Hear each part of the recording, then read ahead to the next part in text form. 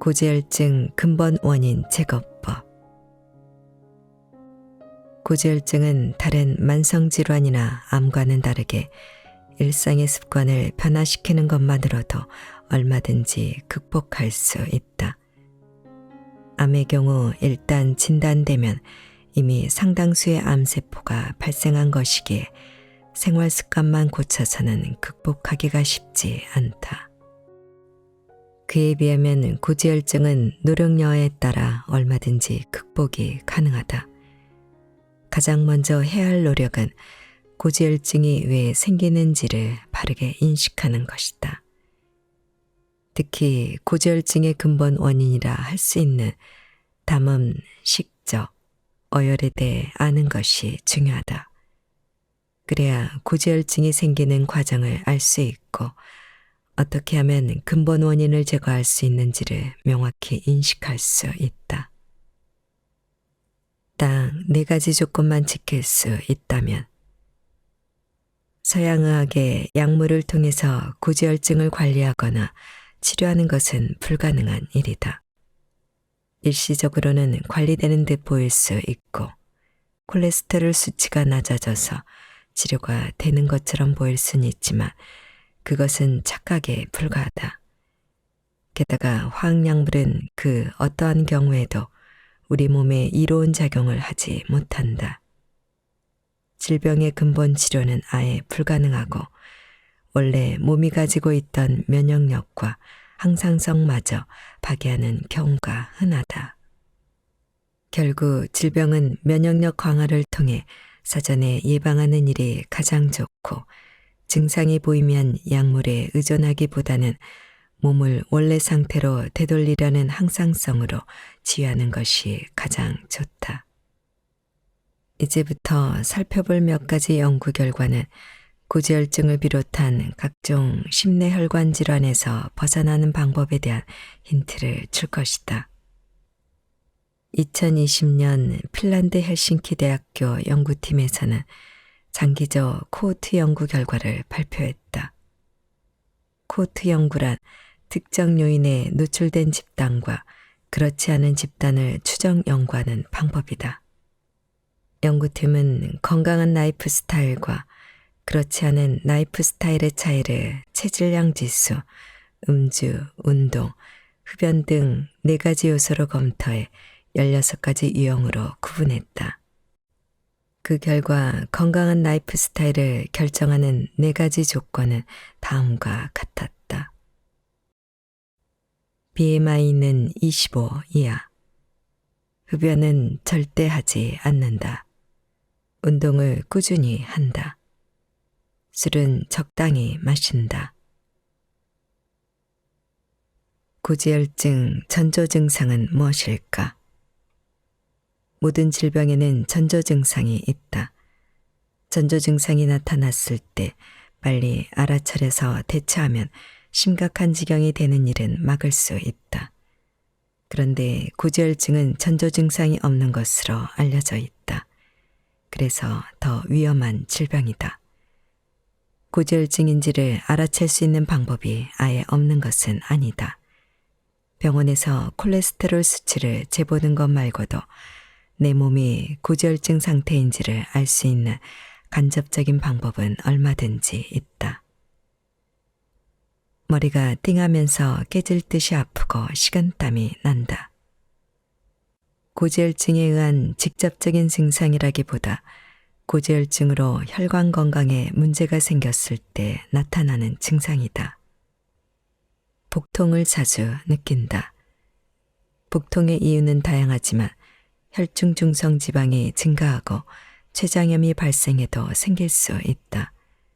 중성 지방의 증가는 혈관 건강에 문제가 생겼음을 의미한다. 황색종이 나타난다. 황색종은 황색이나 오렌지색을 띤 종양을 의미한다. 손등, 무릎, 발목의 아킬레스건 등에서 나타난다. 손발에 냉증이 있다. 혈관이 좁아지면 혈액순환이 잘 안 되면서 손발이나 어깨 부위에 차가운 기운이 느껴진다. 그러면 젊은 사람도 냉증이 생길 수 있다. 냉증이 지속되면 혈관 건강을 체크해 보는 것이 좋다. 가슴 통증이 반복적으로 생긴다. 심장에 연결된 혈관이 좁아지고 딱딱해지면 협심증이 생길 수 있으며 통증이 반복될 수 있다. 이 통증은 생겼다가 없어지기를 반복하기 때문에 괜찮네 라고 생각할 수 있지만 반드시 진찰을 받아야 한다. 다리가 붓는다. 우리 몸의 말단으로 갈수록 혈압이 낮아진다. 혈압이 정상이라면 문제가 없지만 고지혈증 등으로 혈관에 문제가 생겼을 때는 다리로 가는 혈액량이 충분하지 못해 다리가 붓곤 한다. 담음을 제거한다. 진액의 흐름이 막힐 때 체내를 순환하는 액체는 크게 두 가지다. 혈액과 진액이다. 진액은 혈액을 제외한 소화액, 림프액, 관절액 등의 액체로 뇌에서 발끝까지 그리고 피부와 뼛속까지 순환하면서 우리 몸을 건강하게 만들어준다. 이런 진액의 순환이 원활하지 않을 때 담음이 생긴다. 이것은 마치 혈액 속에 노폐물이 쌓이듯 진액에 노폐물이 쌓인 상태를 의미하며 고지혈증의 원인이기도 한다. 담음의 원인은 여러 가지가 있지만 첫 번째 원인은 지나친 스트레스다. 스트레스로 인해 인체의 전반적인 기순환에 문제가 생기면 진액 역시 원활히 순환하지 못한다. 담음의 두 번째 원인은 몸에 좋지 않은 음식을 장기간 섭취하는 것이다. 예를 들어 흰밥, 설탕이 많이 들어간 음식, 식품 첨가물이 많이 함유된 인스턴트 식품, 밀가루 음식, 기름지거나 튀긴 음식을 많이 먹으면 진액이 탁해진다. 담음은 소화 기능과 관련이 있다. 음식의 소화 과정에서 처리할 수 없는 노폐물이 위와 장에 쌓이면 소화 기능이 둔화되어 결국 소화가 어려워지고 담음으로 이어진다. 담음은 단순히 고지혈증에만 관련하지 않는다. 한의학에는 십병구담이라는 말이 있다. 10가지의 질병이 있다면 그중 9가지는 담에서 온다는 뜻이다. 그만큼 담은 많은 질병에 관여하고 있다. 명나라 말기의 의술가 경학이 지은 경학전서에는 이런 내용이 있다. 담은 짙고 혼탁하며 닿지 않는 곳이 없다. 근본 원인은 비로부터 오지만 온갖 질병을 일으키는 것이 담이고 이것을 치료할 때는 변증을 해야 하며 그 본을 관찰하지 않을 수 없다. 담은 만병의 근원이 될 수 있으며 이를 치료할 때는 종합적으로 판단하고 그 근본 원인을 관찰해야 한다는 뜻이다. 이 말에서도 알 수 있듯이 담은 인체에 치명적이다. 담음은 기관지, 각종 장기, 장관, 림프관, 관절, 자궁, 방광, 생식기 등 거의 전신에 발생할 수 있다. 그렇다면 담음은 어떤 증상으로 드러날까? 혈관 내 노폐물로 혈액이 정제된 어혈의 경우 체내를 순환하는 혈액의 문제이기 때문에 겉으로는 증상이 잘 드러나지 않는다. 혈액 검사를 해봐야만 어혈이 있는지 알 수 있다. 하지만 담음은 역시 다르다. 여러 가지 증상을 통해 지금 몸에 담음이 어느 정도 누적되어 있는지를 알 수 있다. 우선 우리 몸에 담음이 있으면 가래, 노란 콧물, 장내가스 등 노폐물이라고 할 수 있는 물질이 만들어진다. 이런 체내 노폐물이 몸 밖으로 배출되면 담음이 있다는 명확한 징후다. 두통, 만성 피로감, 어지럼증도 담음의 증상이라고 볼 수 있다. 만약 담음이 머리 쪽에 있으면 두통으로 나타나고 가슴 부에 있으면 가슴 답답함을 느낄 수 있다. 공복 상태에서 편안한 배고픔이 아니라 속쓰린 배고픔이 나타나면 담음을 의심해 봐야 한다. 음식을 먹으면 쓰리던 속이 쉽게 가라앉기 때문에 몸에 이상이 있다고 생각하기가 쉽지 않은데 식사를 마치고 나서 속쓰림이 동반될 수 있다. 이런 증상이 오래되면 각종 소화기 증상으로 이어질 수 있다. 그런데 담음은 계절의 영향을 받는다. 환절기에는 몸이 순간적으로 기온에 적응하지 못하는 경우가 있는데 이 시기에 담음이 있으면 피로가 쌓이고 활동 에너지가 예전 같지 않다는 느낌이 들 수 있다. 이런 경우는 정상적인 범주로 볼 수 있다. 식적을 없앤다.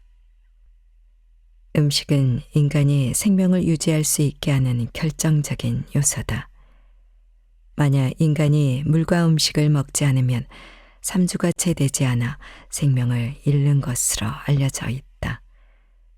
그런데 생명 유지에 중요한 음식을 필요량 이상으로 과잉 섭취하면 더 이상 음식은 생명을 유지하고 건강을 지키는 요소가 아니라 건강을 해치는 악행을 하게 된다. 그렇게 되는 이유는 체내에 들어온 다량의 음식물이 다 소화되지 못하고 노폐물이 되기 때문이다. 노폐물이 체내에 쌓이면 맹렬한 독소로 바뀌고 혈액이 탁해지면서 순환이 원활히 되지 않는다. 그 결과 고지혈증을 비롯한 각종 혈관 질환이 유발되어 전신에 악영향을 미치게 된다. 한약에서는 음식을 필요 이상으로 섭취해서 문제가 생기는 것을 식적이라고 말한다. 먹는 것이 질병을 일으킨다. 음식물이 적절한 소화와 흡수 과정을 거쳐서 배설되지 않으면 식적으로 쌓여 고지혈증을 비롯한 다양한 질병을 발생시킨다. 소화불량, 더부룩함, 불쾌감, 복통 등이 모두 식적에 의한 증상으로 고지혈증 증상과 유사하다. 건강한 음식을 적당히, 천천히, 기분 좋게 먹어 음식이 잘 소화되고 배설되면 식적이 생기지 않는다. 식적은 음식을 많이 먹어 생기지만 또 다른 이유로도 생긴다. 식적이 생기는 첫 번째 이유는 지나친 스트레스로 위와 장에 혈액이 충분히 공급되지 않아 위와 장의 기능이 저하됐기 때문이다. 이렇게 되면 기혈의 순환이 방해받고 소화가 체한된 음식물 찌꺼기가 독소로 작용해 혈액을 탁하게 만들고 위나 장에 염증을 일으켜서 고지혈증은 물론 다양한 질병을 유발한다. 식적의 두 번째 원인은 비위가 약하기 때문이다. 비위란 비장과 위장을 한꺼번에 일컫는 말이다. 비위가 약한 사람은 소화 기능이 좋지 않은 경우가 많다. 소화 기능이 좋은 사람도 커피, 육류, 가공식품, 인스턴트 식품 등 이른바 산성식품을 즐겨 먹거나 찬 음식을 즐겨 먹고 야식과 간식을 자주 먹으면 식적이 생긴다.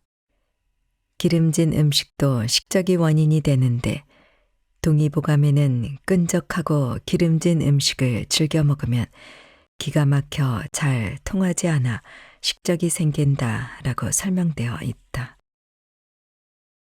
다만 식적을 단순한 소화불량과 헷갈려서는 안 된다. 소화불량은 육체 활동을 하거나 소화에 도움이 되는 음식을 먹으면 금방 해소되는 일시적인 증상이다. 하지만 식적은 이 단계를 넘어 위장을 비롯한 소화기능 자체가 저하된 것으로 여러 가지 만성적인 질환을 일으킬 수 있다. 심각하면 소화기 일부에 통증이 느껴지고 덩어리가 만져질 수도 있다. 그러니 식적이 있으면 늘 식사 시간이 불안하고 식사 후에도 고통을 느끼게 된다. 식적을 예방하기 위해서는 우선 음식의 종류를 따져야 한다.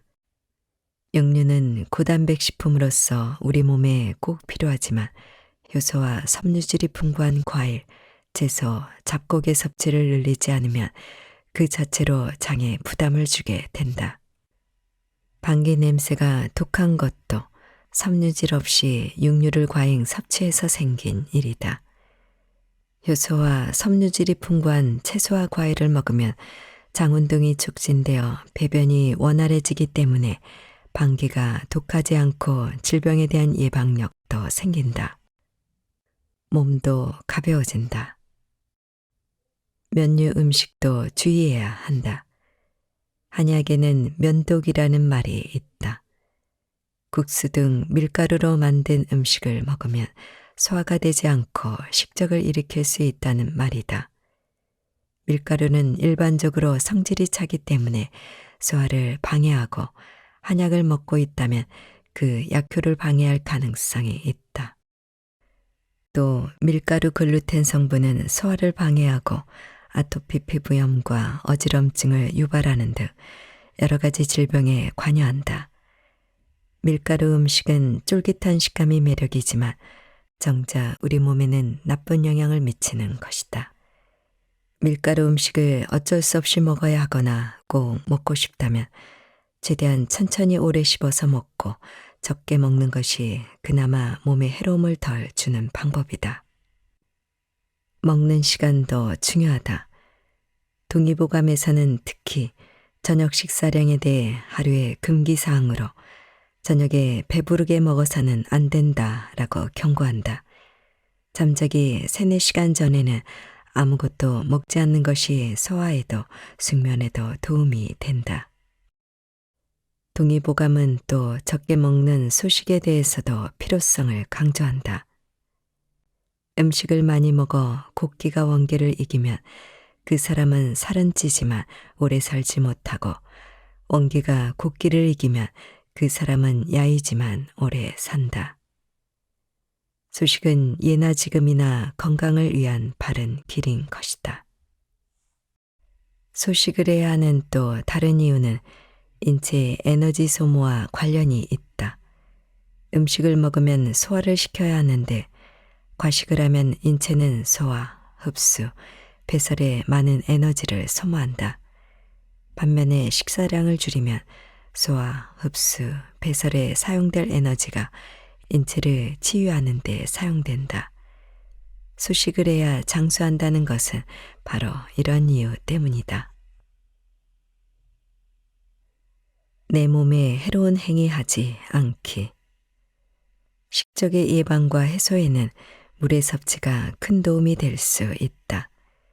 예부터 질병이 생기면 일단 맑고 깨끗한 물을 마시고 그래도 증상이 좋아지지 않으면 약을 써야 한다고 했다. 따라서 물은 약에 우선되는 1차적 처치인 셈이다. 물은 우리 몸을 지켜주는 생명의 원천으로 체온을 조절하고 노폐물을 배출하고 피로를 회복하게 해줘 면역력 강화에 도움을 준다. 세계보건기구에서는 하루 2리터의 좋은 물을 마시는 것만으로도 질병의 80%가 예방된다고 발표했다. 다만 어떻게 마시느냐에 따라 물이 식적 해소에 도움이 되기도 하고 방해가 되기도 한다. 만약 식사 직전이나 직후에 물을 많이 마시면 소화를 방해해서 오히려 식적을 유발할 수 있다. 식적을 예방하려면 일단 섭취하는 음식과 물에 주의를 기울여야 하지만 이미 식적 증상이 있다면 식사와 식사의 간격을 최소 4시간 이상 두는 것이 좋다. 또 식사 직후에 산책을 할 필요가 있다. 걷기는 식적 예방에 도움이 된다. 다만 과한 운동은 오히려 위에 부담을 주어 소화에 방해가 될 수 있다. 옷도 주의할 필요가 있다. 몸에 너무 꽉 끼는 옷은 복부 주변을 압박해 소화기관에 부담을 줄 수 있다. 자기 몸에 해로운 행위를 하지 않는 것이 수명을 늘리는 기술이다 라는 말이 있다. 음식을 먹는 것은 분명히 생명 유지에 꼭 필요한 일이지만 육류와 밀가루 음식, 인스턴트 식품을 많이 먹고 채소와 과일, 통곡물을 멀리하는 것은 오히려 몸에 해로운 행위를 자처하는 셈이다.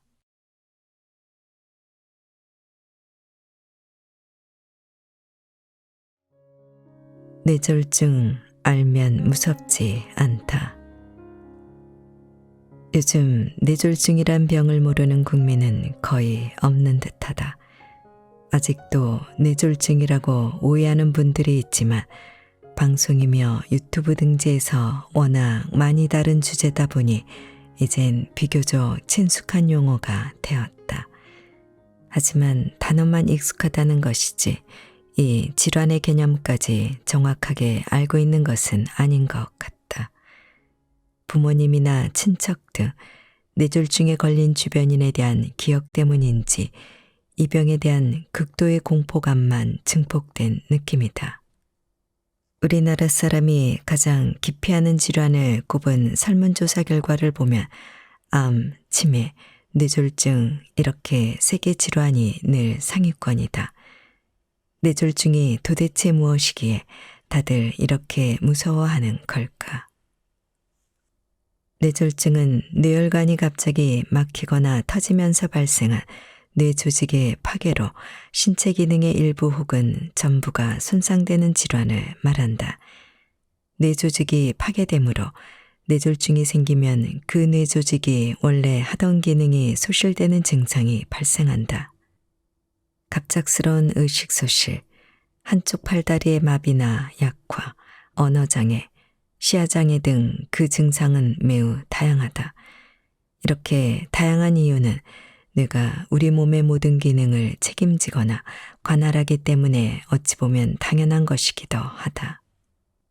뇌졸중은 아주 오래전부터 지금까지 전 세계적으로 다수의 사망자와 장애를 발생시켜 가정적, 사회적으로 엄청난 비용을 발생시켜온 대표적 질병이다. 일반인 입장에서는 집안의 어른이 갑자기 쓰러지는 상황을 드물지 않게 목격해 왔으니 이 질환을 몹시도 두려워할 만하다. 하지만 뇌졸중 전문가 입장에서 볼 때 이 질환처럼 쉽게 예방할 수 있는 질환도 드물다고 나는 단언할 수 있다.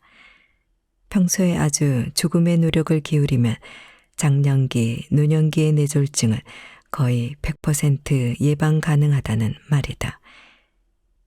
인류가 오랫동안 고생해온 질환을 내가 어떻게 그렇게 쉽게 말하느냐고 그걸 쉽게 알려주는 게 이 책의 목적이다. 물론 이렇게 쉽게 예방 가능하도록 하려면 뇌졸중을 제대로 아는 것이 먼저다.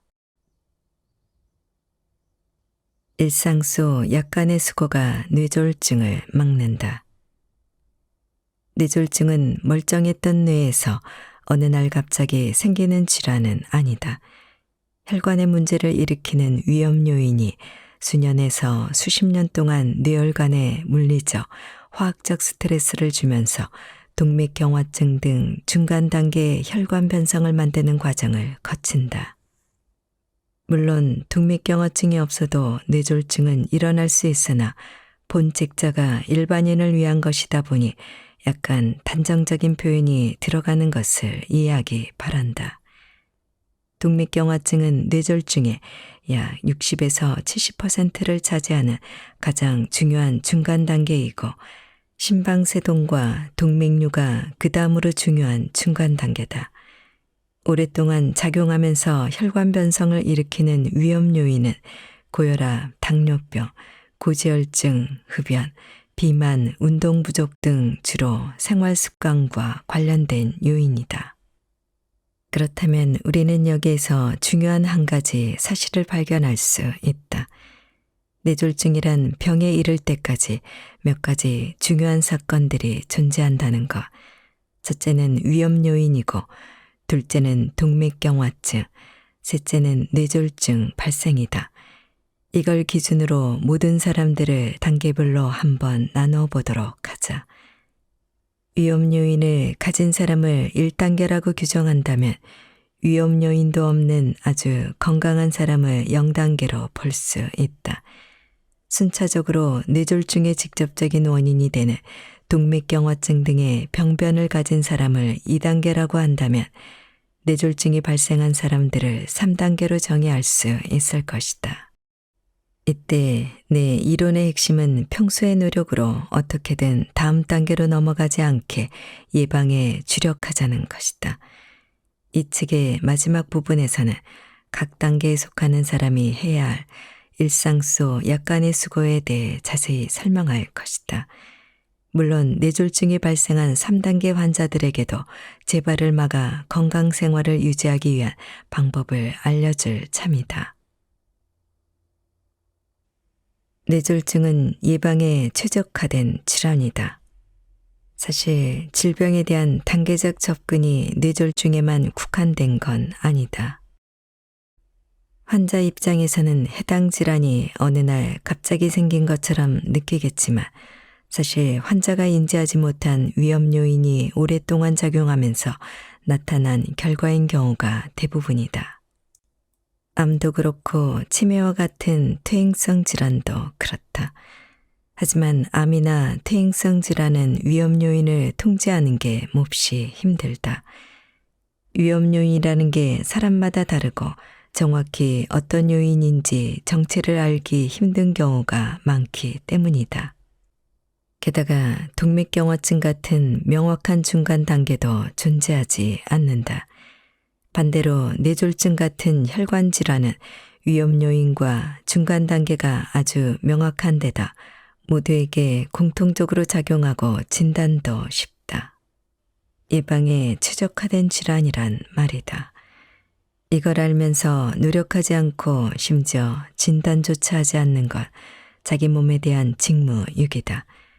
두려움이 지나쳐 회피하는 전형적인 비겁자 마인드다. 아무리 겁이 나더라도 내 몸, 그 중에서 뇌졸중 하나는 정면으로 맞서 보자. 뇌졸중은 생활습관병이자 합병증이다. 고혈압, 뇌를 망치는 가장 은밀하고 흔한 습관병. 고혈압이 중요한 이유. 고혈압은 혈압이 높은 상태를 의미하지만 지금 당장 혈압이 높다고 큰 문제가 생기는 경우는 거의 없다. 얼마나 올라도 문제가 없다는 걸까?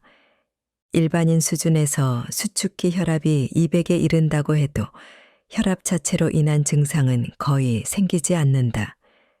물론 정상인이 혈압이 오른다고 이렇게까지 올라갈 리는 없지만 혈압이 160에서 180까지 올랐다고 소스라치게 놀랄 일은 아니라는 말이다. 이런 급성 혈압 상승보다 오랜 시간 동안 만성적으로 높은 혈압이 미치는 해악이 훨씬 크다.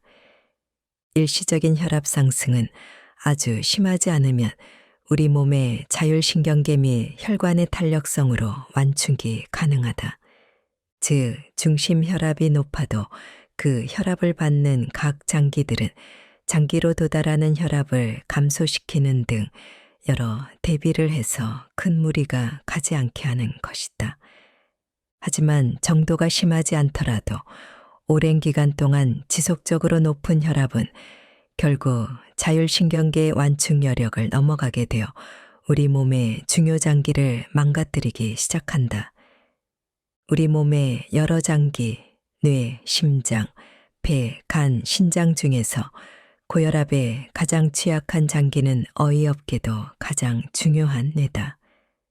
뇌는 가장 가느다란 모세혈관 수준의 화학적 장벽인 혈액, 뇌 장벽은 튼튼하나 그것보다 큰 소동맥 수준의 물리적 장벽은 그렇게 좋은 편은 아니다. 가장 큰 원인은 뇌의 조직압이다. 다른 장기들은 세포 자체가 튼튼해서 이를 통과하는 혈관도 견고한 지지를 받게 된다. 예를 들어 심장과 근육들을 보면 조직 세포 자체가 튼튼해서 크게 다치는 경우가 아니면 혈관 파열이 스스로 생기는 경우는 거의 없다. 하지만 뇌의 조직압은 거의 물 수준으로 약하다. 심장은 10에서 20, 간은 5에서 10이지만 뇌는 -5에서 0으로 음압이거나 물과 동일한 0 수준이다. 이런 이유로 만성고혈압은 소혈관 질환을 통해 백질 변성을 일으키기 시작하고 더 심한 경우엔 혈관 파열이 발생하게 한다. 이런 식으로 뇌와 뇌혈관의 물리적 단점은 뇌출혈 등의 뇌졸중을 일으키는데 가장 중요한 역할을 한다. 고혈압은 뇌졸중의 가장 큰 단일 위험 요인으로 여기서는 집단 귀속 위험도로 고혈압의 뇌졸중 기여 수준을 살펴보겠다. 이는 다른 위험 요인의 영향을 보정한 고혈압만의 순수한 기여율을 통계학적으로 산출한 것이다. 이를 참고하면 뇌경색에 있어서 고혈압의 기여율은 약 35에서 50%, 뇌출혈에서 고혈압의 기여율은 약 50에서 70%로 알려져 있다. 이걸 환산하면 혈압을 지속적으로 단 10 낮추는 것만으로도 허혈성 뇌졸중의 위험을 20에서 30% 감소시키고 출혈성 뇌졸중의 위험은 40에서 50%나 줄인다는 결과가 나온다. 뇌졸중 외에도 고혈압은 뇌의 소혈관을 손상시켜 미세한 경색이 누적되면 혈관 성치매를 유발한다. 뇌 조직에서는 아밀로이드 축적과 연관된 알츠하이머 치매의 발생과도 깊게 연관되어 있다. 뇌 말고도 고혈압은 전신에 미치는 위험 요인이다 보니 심장에서는 좌심실 비대와 심부전을 유발하고 관상동맥 질환의 주요 원인이 되며 신장에서는 만성신장 손상을 유발해 투석이 필요한 상태로 진행될 수도 있다. 그러므로 고혈압을 단지 뇌졸중의 위험 요인으로만 인식하면 안 된다. 고혈압은 당신의 수명을 제대로 갉아먹을 조용한 살인자가 맞다. 당뇨, 단맛 뒤에 숨은 독을 조심하라. 만성질환의 양대산맥, 당뇨.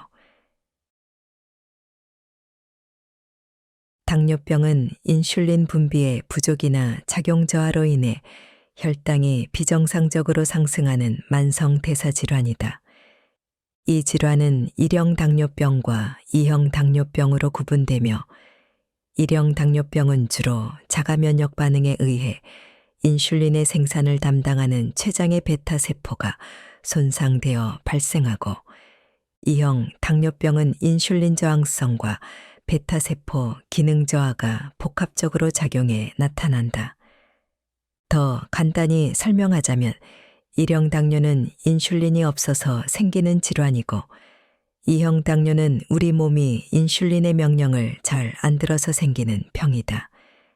그래서 1형 당뇨는 인슐린이 없기에 무조건 처음부터 인슐린을 처방하는 치료를 하게 되고 2형 당뇨는 안 듣는 인슐린의 처방을 최대한 나중으로 미루고 인슐린 저항성을 낮추는 경구 약제 처방을 우선적으로 하게 된다. 뇌졸중의 위험 요인으로 거론되는 당뇨병은 대부분 2형 당뇨를 의미한다. 2형 당뇨병은 고혈압처럼 초기 단계에서 대부분 무증상이라는 점이 특히 문제가 된다.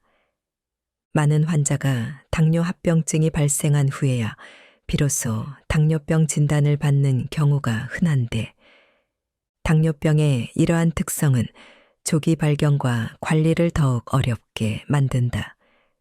전 세계적으로 당뇨병 환자는 꾸준히 증가하고 있으며 우리나라의 증가율은 더욱 심각한 수준이다. 당뇨병은 고혈압과 함께 개인 건강뿐만 아니라 사회적 비용 측면에서도 막대한 부담을 주고 있는 만성질환의 양대산맥이다.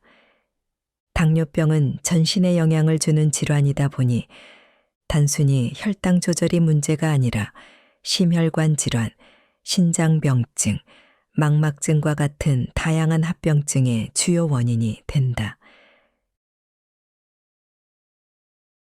고지혈증, 기름진 피는 뇌로 가는 길을 막는다. 콜레스테롤의 생리를 알아야 한다. 고지혈증은 뇌졸중의 주요 위험 요인 중 하나로 특히 뇌경색의 발생과 밀접한 관련이 있다. 고지혈증이란 혈액 내 콜레스테롤, 특히 저밀도 지질 단백질 콜레스테롤이 과도하게 증가한 상태를 말한다. LDL 콜레스테롤은 혈관벽에 쌓여 죽상경화반을 형성하고 이 혈관 내 종괴가 점차 커지면서 혈관을 좁아지게 만들어 혈류를 방해하며 심한 경우 완전히 막히게 하기도 한다. 죽상경화반의 파열로 혈전이 형성될 경우 혈관을 완전히 막아 뇌로 가는 혈류를 차단하면서 뇌경색을 유발한다. 콜레스테롤은 죽상경화반의 지질 핵심에 침착된 성분이므로 고지혈증은 죽상경화증의 가장 직접적이고 중요한 위험 요인이라고 볼 수 있다. 이외에도 고지혈증은 혈관의 전반적인 건강을 악화시키며 다른 뇌졸중 위험 요인과 상호작용해서 건강 위험을 증폭시킨다. 예를 들어 고지혈증은 고혈압, 당뇨병과 함께 대사증후군의 일부로서 작용하며 이러한 상태들은 서로 연관성을 가지면서 뇌졸중, 심근경색, 사지혈관 질환 등의 발생 가능성을 더욱 높인다. 한편 고지혈증과 뇌경색의 연관성은 명백하지만 뇌출혈과의 관계는 상대적으로 약하고 오히려 보호 효과가 있다는 보고도 있다. 하지만 이런 내용은 아직까지 학술적으로 논란이 있으므로 여기서 자세히 설명하지는 않겠다. 무엇보다 고지혈증은 뇌졸중 예방을 위해 관리가 반드시 필요한 아주 중요한 위험 요인이라는 점을 잘 인식하기 바란다. 비만 및 대사증후군, 내장지방, 시한폭탄이 되다. 질병을 부르는 풍요의 역설. 기술 발전으로 인한 편리함이 우리의 적이 된 시대다. 엘리베이터는 계단을 밀어냈고 배달 음식은 직접 요리하는 즐거움을 빼앗았다. 가만히 있어도 손가락만 까딱하면 세상이 움직이는 시대. 그러나 문제는 우리가 몸을 지나치게 움직이지 않는다는 것이다. 부자의 몸엔 병이 없다라는 말은 현대사회에 더는 들어맞지 않는다. 풍족한 식생활과 기술의 발전은 우리를 편리하게 했지만 동시에 새로운 건강 위협을 초래했다. 식이습관, 비만, 운동 부족은 현대인을 괴롭히는 삼총사로 이들이 얽히며 등장한 대표적 질병이 바로 대사증후군이다. 과도한 체중, 부적절한 식습관, 운동 부족이 원인으로 생긴 대사증후군이 고혈압, 당뇨병, 고지질혈증 같은 심혈관 질환의 주요 전조 질환으로 이해되기 시작했다. 최근 연구에 따르면 세계 성인의 약 20에서 25%가 대사증후군 진단 기준에 해당하며 이 기준에 해당하는 사람은 뇌졸중 발생 위험이 최소 2배 이상 증가하는 것으로 나타났다. 문제는 이 세 가지 요인의 개별적 위험성이 서로 상호작용하며 더 큰 문제를 초래한다는 데 있다. 인류는 사냥감을 쫓아 달리던 지난 수십만 년 동안 전혀 필요하지 않던 칼로리 계산기를 들여다보며 고민하게 되었다. 고칼로리 음식은 몸속 지방이 영구히 존재하게 되는 원인이 된다. 비만은 단순히 체형의 문제가 아니라 호르몬을 분비하고 염증을 유발하는 대사성 질환으로 인식되며 고혈압과 당뇨병을 일으키고 악화시키기도 한다. 앉아있는 시간이 늘어나면서 현대인의 근육은 퇴행을 거듭하고 혈류 순환은 정체된다. 마치 쓰지 않는 도로가 막히듯 움직이지 않으면 혈관도 서서히 막히는 것이다. 이처럼 잘못된 식이 습관, 비만, 운동 부족의 조합은 뇌졸중의 전 단계로 이어지는 고혈압, 고지질혈증 등의 위험 요인을 악화시키며 신체 및 뇌혈 관계에 복합적인 영향을 미친다. 특히 아시아권에서는 상대적으로 낮은 체질량 지수에서도 대사증후군 위험이 높다고 한다. 이는 단순히 생활 방식의 문제를 넘어 유전적, 문화적 특성과도 깊이 연결되어 있다. 이렇게 서로 얽히고 설킨 위험 요인들이 현대사회에서 뇌졸중의 주요 배경으로 자리 잡고 있으며 방치할 경우 그 결과는 우리 건강에 치명적일 수 있다.